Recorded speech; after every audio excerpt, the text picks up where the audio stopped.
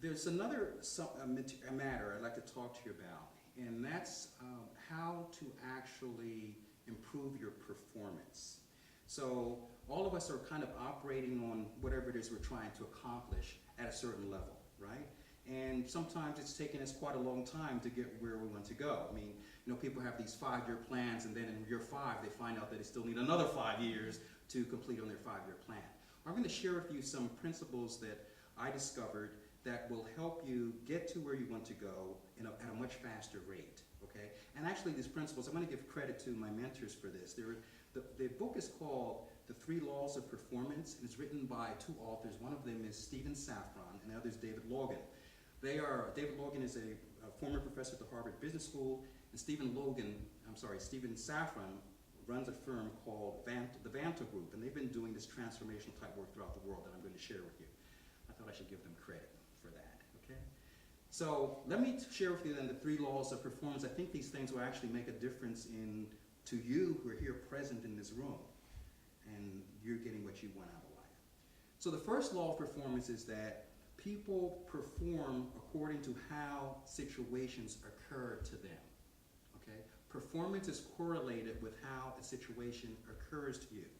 So, for example, if you're in a business, right, and you think that the market is hopeless, right, then you're going to behave as though the market's hopeless. You're not going to go out and make phone calls.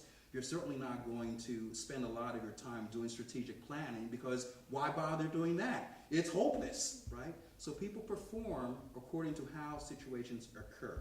That's the first law. The second law is that how things occur to us shows up or arises in our speaking about them.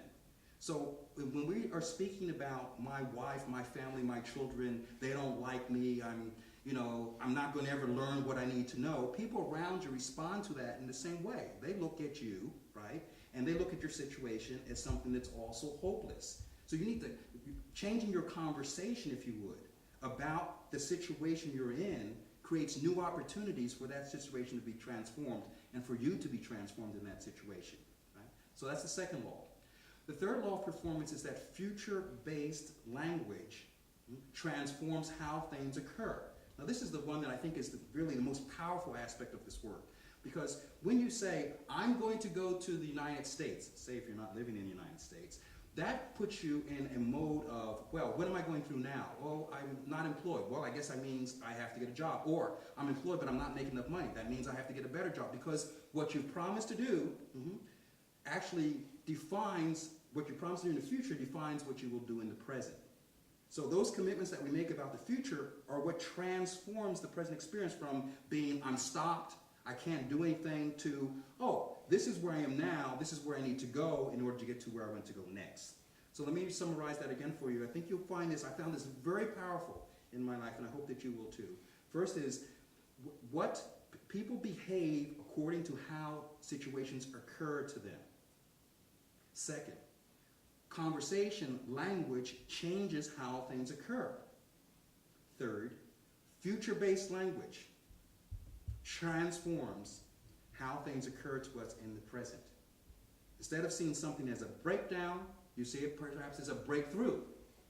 I look at myself, I'm going to give you one example. A few years ago, and it's very close now, 2006, it's not actually a long time ago in my life, I was sitting here at the University of Florida, and I'm in my office, and I'm looking at my diplomas on the wall, and gifts from students and different things that I've accumulated, pictures from my travels, all of these things, and I'm in a depressed state.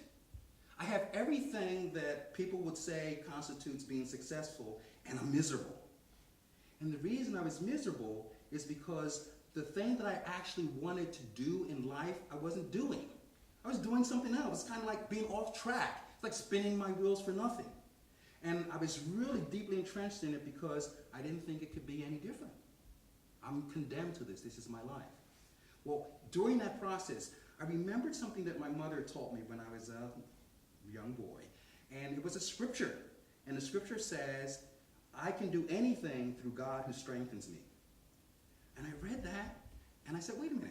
I can do anything through God who strengthens me? Well, that means that I don't have to be stuck here. There are other things that I can do with my life. I don't have to be defined as a professor at the University of Florida. using that, I stepped out of that. I started doing the things that I needed to do to actually do what I'm doing now. I went to a workshop. I took a 7-month course in how to become a public speaker. I finished that course. I applied for a job at a training company that does speaking around the country.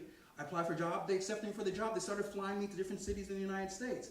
Then I said, well, wait a minute. This is fun. I called up the State Department. The State Department said, well, you speak Spanish and Portuguese and French?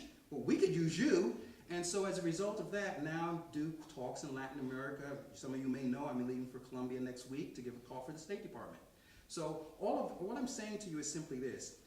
How you define how a situation occurs to you can either be that you're in a slump, you're hopeless, it's not going to work out, you're condemned, you're retired, whatever age you're retired at, you'll never achieve your goal. Or you can say, oh, I'm here. What is my dream? What does the dream require? What steps am I needing to take towards realizing that dream, and then make those steps? So that's the 3 laws of performance. I'm glad that I was able to share them with you. It's something I wanted to share with all of you for some time, and thank you for allowing me.